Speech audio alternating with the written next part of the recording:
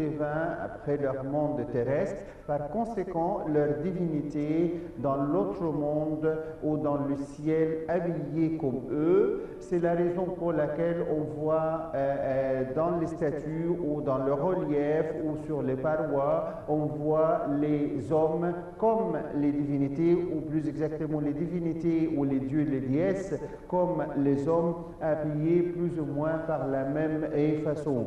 Donc toutes ces pièces qu'on le voit à droite et à gauche, et les figurines qu'on le voit sont des statues ou des statuettes de divinités, et les pièces qu'on le voit ou les textiles qu'on le voit, elle était une espèce de linceul couvert ces statues quand on les a trouvées. Par exemple, devant nous aussi dans la grande vitrine, on voit le couvercle d'un cercueil et sur lequel on voit la personne allongée, et on peut distinguer très bien son vêtement et la façon de créer ces vêtements, une jupe plissée ou pliée en plusieurs niveaux, et sans oublier la perruque sur sa tête. D'autres textiles aussi, comme on le voit, ont été utilisés comme une espèce de linceul, comme nous voyons dans la grande vitrine. Ça, c'était aussi une pièce qui était autrefois sur une momie de ce qu'on appelle l'époque gréco-romaine.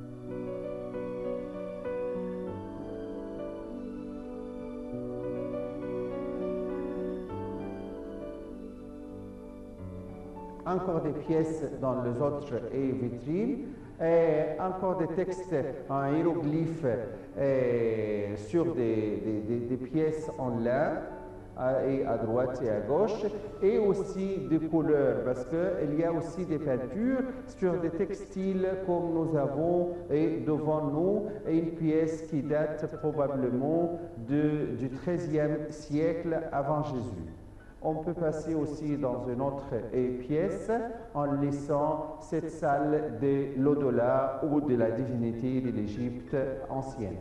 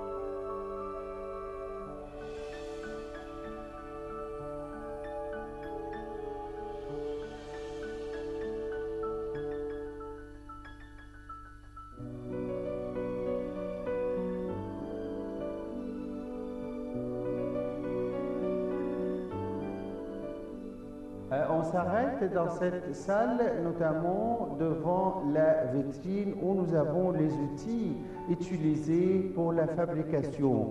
On voit plusieurs sortes d'outils, on voit même certaines pièces sur lesquelles il reste encore, où il y a encore les fils, comme nous voyons et dans les vitrines. On voit aussi des tailles différentes et on voit aussi des outils utilisés dans les métiers à tisser, comme nous voyons tout au fond. Et on voit certaines baguettes aussi pour taper sur les métiers à tisser durant la fabrication. Et nous avons des outils utilisés probablement pour les couleurs utilisées pour donner la couleur au fil, soit en lin ou en soie aussi, parce que là, il y a peut-être la soie un petit peu à utiliser en Égypte ancienne encore à cette période.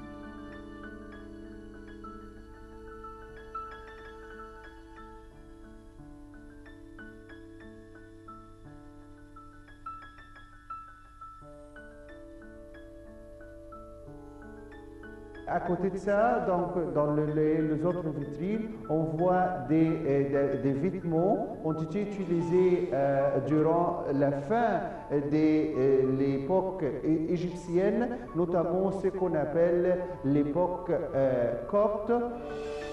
Il s'agit à la fin de l'époque byzantine et jusqu'à la conquête arabe ou la conquête musulmane.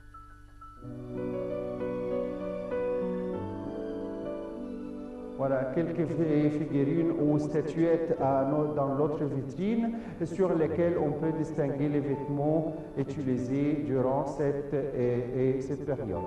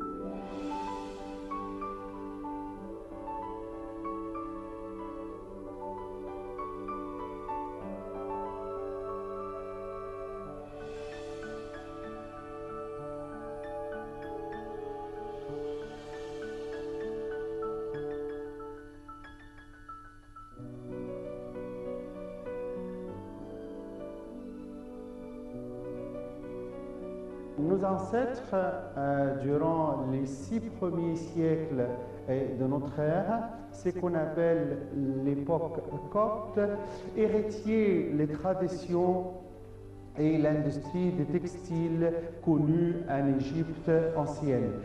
C'est que cette période-là, on appelle souvent l'époque ou la période copte, sans oublier que le mot copte a été utilisé en Égypte ancienne pour désigner tous les Égyptiens, même avant l'apparition du christianisme.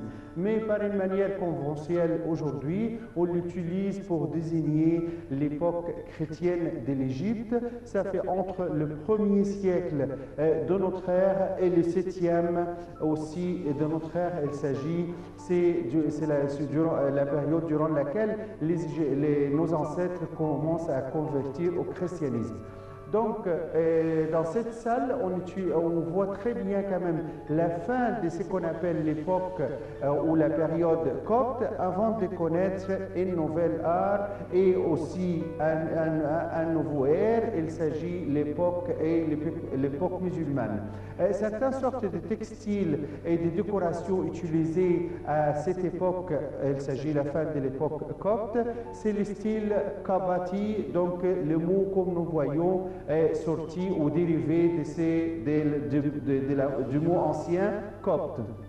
Certaines pièces, on voit des décorations assez intéressantes. On voit même peut-être l'image de cœur